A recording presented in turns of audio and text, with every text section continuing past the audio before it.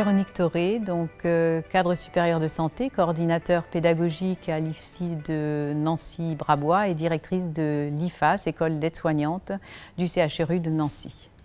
Alors je vais vous parler de l'éducation thérapeutique. Tout d'abord, je voudrais dire, et surtout vis-à-vis des patients, que l'éducation, ce terme peut vous faire peur parce qu'il fait peut-être appel à certains souvenirs, éducation scolaire, éducation familiale, etc. Donc l'éducation peut évoquer de mauvais souvenirs.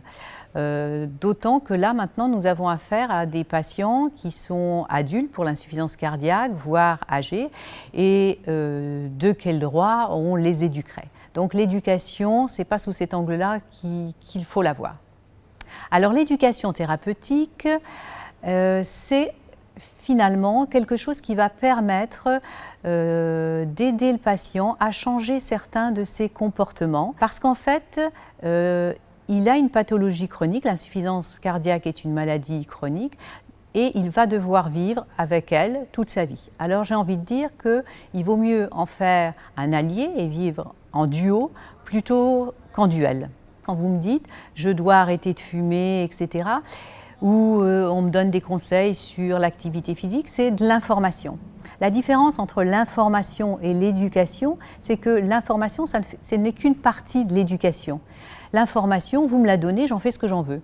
J'ai envie de l'écouter, j'ai envie de la suivre, voilà, je la classe et c'est tout. Tandis que l'éducation, c'est un processus qui va me permettre de changer un certain nombre, comme je vous l'ai dit tout à l'heure, de comportements.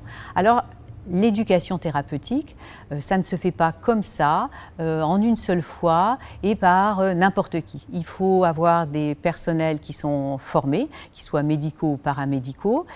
Il faut du temps parce qu'il y a plusieurs étapes à respecter, dont la première étape, elle est toute simple, c'est je vais apprendre à connaître mon patient. Pour ça, je vais faire un recueil de données, recueil d'informations. Je vais essayer de le connaître sur les plans de sa pathologie, mais aussi de son côté social, connaître ses projets de vie, etc. Une fois que je le connais bien, je vais essayer de voir avec lui qu'est-ce qu'il faudrait améliorer, quel comportement il faudrait changer pour arriver à être le plus autonome possible dans sa maladie. Parce que c'est quand même ça le but recherché, que le patient puisse se débrouiller tout seul, sans son médecin, sans son infirmière. Donc une fois qu'on a fixé un petit peu les compétences à acquérir, les objectifs à atteindre, on va essayer de trouver les moyens.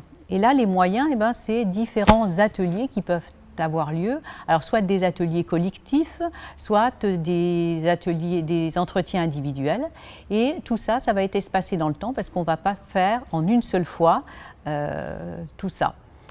Et la dernière étape, je dirais, de ce processus, qui a été d'ailleurs défini par la HAS, la Haute Autorité de Santé, il y a quelques années, ça sera l'évaluation. Et puis, on pourra recommencer et remettre des nouveaux objectifs ou de nouvelles compétences à acquérir et remettre des actions à côté. C'est un processus qui est évolutif et qui, en fonction de l'évolution de la maladie, par exemple, on sera amené à le reprendre. Il y a parfois des reprises éducatives parce qu'il s'est passé quelque chose où le patient a baissé les bras, et eh bien on peut reprendre.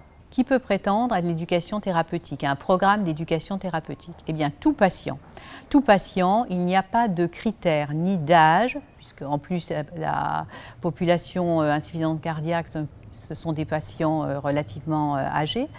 Pas de critères d'âge, ni de niveau intellectuel, ni autre chose. Et à tout moment. C'est-à-dire que quand on est patient, surtout, on peut demander à son infirmière, à son médecin, à son cardiologue de faire partie d'un programme d'éducation thérapeutique. J'ai envie de rassurer les patients, bien souvent ce sont les soignants qui demanderont aux patients de faire partie d'un programme d'éducation thérapeutique. Et j'espère qu'avec cette vidéo, le patient il dira oui plus facilement parce qu'il saura qu'est-ce que c'est, qu'est-ce que comprend ce programme d'éducation thérapeutique. Je rappelle juste, pour terminer, vraiment l'objectif, c'est que chaque patient puisse vivre au mieux avec sa maladie et qu'il ait beaucoup de, on va dire, de billes, un petit peu entre guillemets, mais pour gérer toutes les situations. Il a envie de partir en voyage, comment il s'organise? Il a d'autres projets, puisque finalement on avance avec que des projets dans la vie. Et qu'est-ce qu'il va faire? Comment il va faire pour pouvoir se débrouiller et les réaliser.